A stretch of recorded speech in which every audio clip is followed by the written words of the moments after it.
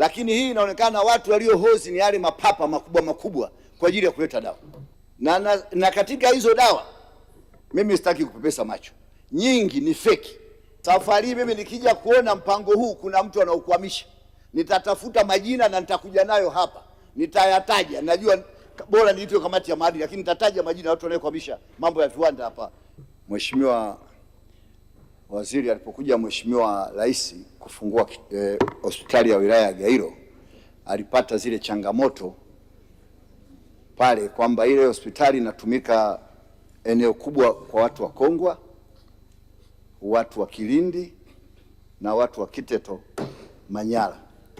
Kwa hiyo toa maagizo ziongezwe idadi ya madawa yatakayokwenda kwenye ile hospitali ya wilaya, kwa sababu nyinyi mnachoangalia, mnaangalia idadi ya watu waliopo wilaya ya Gairo, lakini hamuangalii wale ambao wako nje ya wilaya ya Gairo. Na la pili, alisema kwamba pale pareto ya ambulance, kwa ajili ile ambulance inatumika hospitali ya wilaya inatumika sana kwa ajili ya watu wa barabarani, kwa sababu pale Gairo ni katikati ya Morogoro na Dodoma. Kwa nilikuwa nakuomba shughulikia pale, kwa sababu ile hospitali, Mheshimiwa Waziri, wakati ukiwa TAMISEMI ulituletea DMO, lazima niseme kwamba umetuletea DMO mzuri sana, na hivi sasa mwaka jana imekuwa ni mshindi wa kwanza katika kutoa huduma Tanzania nzima katika hospitali za halmashauri. Gairo ndo ya kwanza. Kwa hiyo lazima nimsifu DMO pamoja na watumishi wote wa hospitali ya wilaya ya Gairo. Kingine ni hospitali yetu ya mkoa wa Morogoro ambaye sasa tunaita hospitali ya rufaa. Kwa kweli hamtutendei haki Wizara ya Afya. Kulikuwa na ile SSR ya bwawa la Mwalimu Nyerere, tuliambiwa tutafute eneo tutajengewa hospitali ya rufaa, tukenda tukapata eneo zaidi ya heka 100. Sasa hivi hakuna chochote, hatujui kinachoendelea kitu gani hospitali ya mkoa wa Morogoro.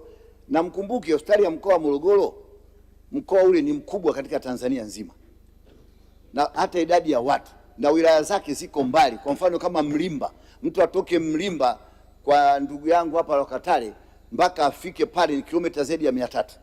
Mtu afike Malinyi kwa dada Meki pale zaidi ya kilomita 200 na kitu. Atoke kwa Zuberi huko, atoke Gairo, atoke Kilosa. Sasa kile hospitali cha mkoa, vijengo vya zamani, hata wagonjwa wengine wakiingia pale kwa mashaka tu, mara ukuta wanataka kubomoka, ni wengine wanakufa kwa mashaka, sio tena kwa ajili ya ugonjwa. Kwa hiyo tulikuwa tunaomba sana, ndugu yangu Mchengerwa, utusaidie sana hospitali ya mkoa wa Morogoro tupate hospitali ya rufaa. Ningeshika leo shilingi yako, lakini kwa sababu wewe ni mgeni, acha niache. Lakini tunaomba sana hospitali ya mkoa wa Morogoro tupate hospitali ya rufaa. Kiwanja tunacho, kila kitu kipo, sio pale eneo lile liko katikati ya mji.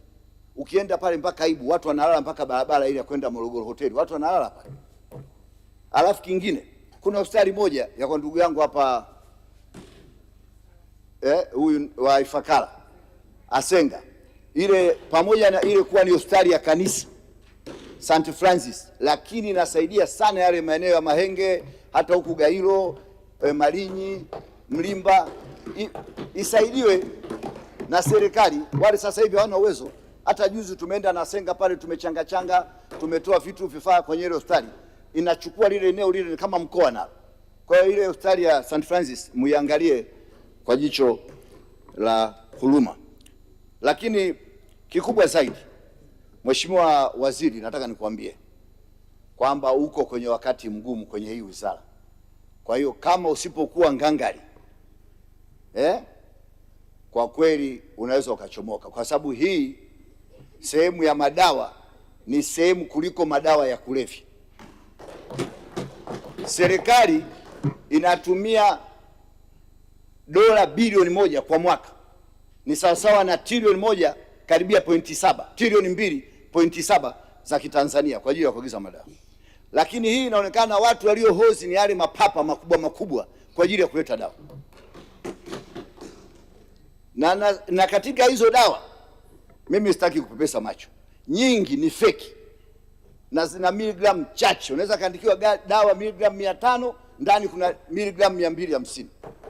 na nimefanya utafiti wa hali ya juu sana, mpaka mimi nilichukua vidawa fulani nikavipeleka nchi fulani, kama vile vidawa vya gesi vinaitwa nini, jamsi vinaitwa nini vile, na kwenda kule. Yule jamaa nimeenda dukani nikamwambia nataka kama hii, akanitajia bei inafanana Tanzania. Nikamwambia mbona Tanzania hizi bei rahisi? Akanitolea boksi hizi, akasema si haturuhusi kuuza hizi, na mimi nikamchukua bure. Kwa hiyo mheshimiwa, kwenye mpango wa kujenga viwanda pale mlipoweka heka 400 kwenye ile hospitali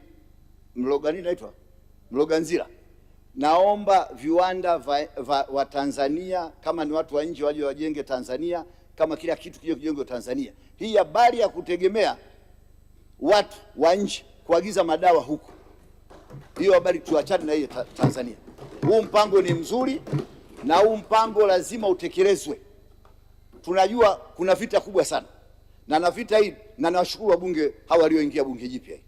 Hawa wengi humu sio wale watu wa kubabeshwa na shilingi hao. Piga makofi kwa wabunge wapya wote humu, na wazamani waliorudi,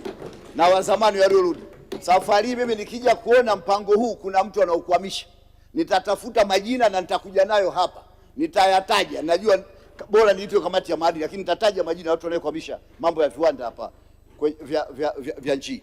Na hata vyombo vya ulinzi na usalama lazima waunge mkono hili swala, kwa sababu hili ni swala, waheshimiwa wabunge, hamlielewi. Mheshimiwa Mwenyekiti, hili ni kuliko madawa ya kulevya, na watu wamejipanga, wanapinga viwanda visiwepo Tanzania vya madawa.